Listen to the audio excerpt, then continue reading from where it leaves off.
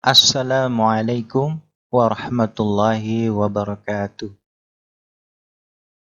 Bismillahirrahmanirrahim. Allahumma aftah alaina hikmataka birahmatika ya fattahu ya alim. Ada sebuah pertanyaan. Masih adakah politik pecah belah di zaman sekarang? Ingin rasanya menjawab tidak, tapi faktanya memang masih ada. Di negara ini, Indonesia, malah semakin kuat beberapa tahun belakangan ini. Sudah ribuan tahun, politik pecah belah digunakan manusia dari berbagai bangsa. Untuk apa? Untuk menghancurkan kekuatan lawan-lawannya. Strategi pecah belah ini dimainkan dalam berbagai lini kehidupan. Bisa politik, ekonomi, maupun dalam strategi militer. Strategi ini sangat ampuh dalam melemahkan, menghancurkan, kemudian menguasai pihak lawan.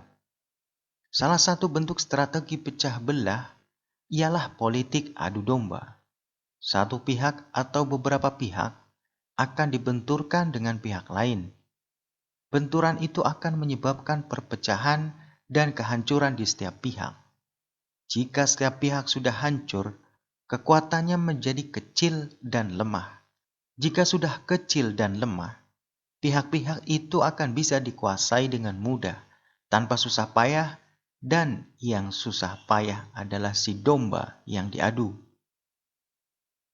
Sentimen horizontal di masyarakat adalah yang paling banyak digunakan untuk mengadu. Istilahnya, yang kita tahu dari pelajaran ialah divide et impera, pecah dan kuasai. Ini sama dengan tradisi orang Inggris, divide and rule, atau orang Arab bilang farik tasud, yang sama artinya pecah dan perintahlah.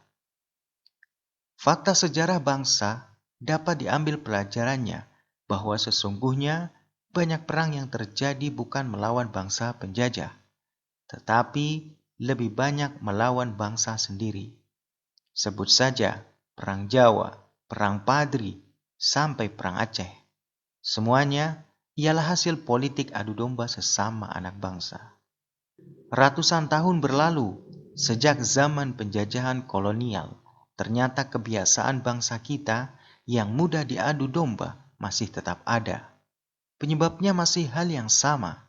Pertama, tidak kompetennya mereka yang memegang kekuasaan atau kekuatan.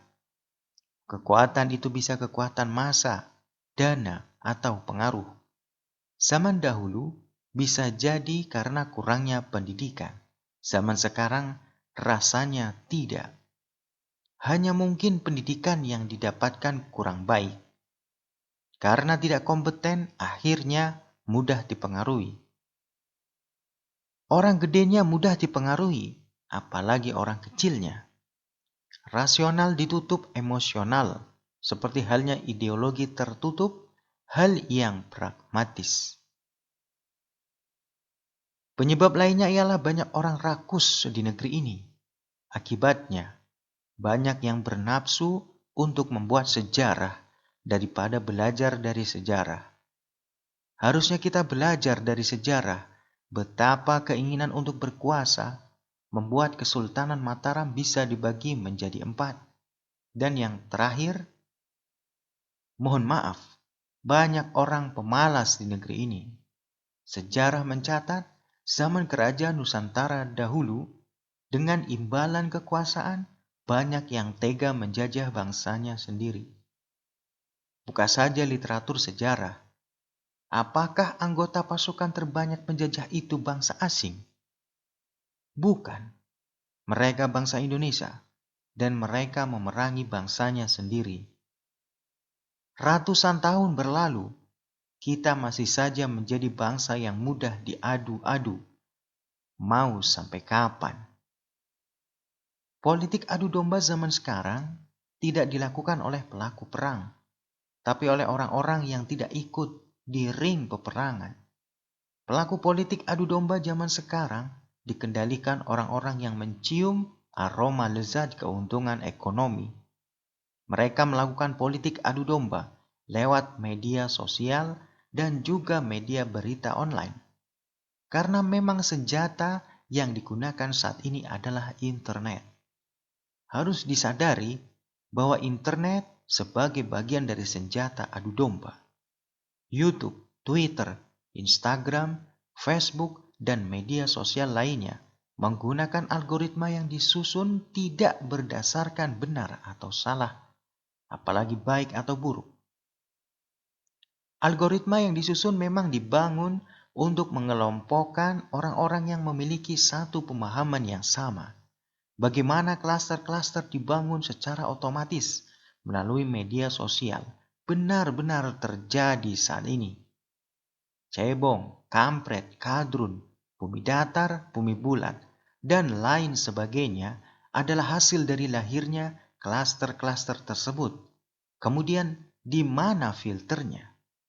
Ada pada masing-masing pengguna media sosial itu sendiri. Kalau Gandhi menyebutnya sebagai human firewall, media sosial memberikan banyak sekali informasi yang sebetulnya informal atau belum valid.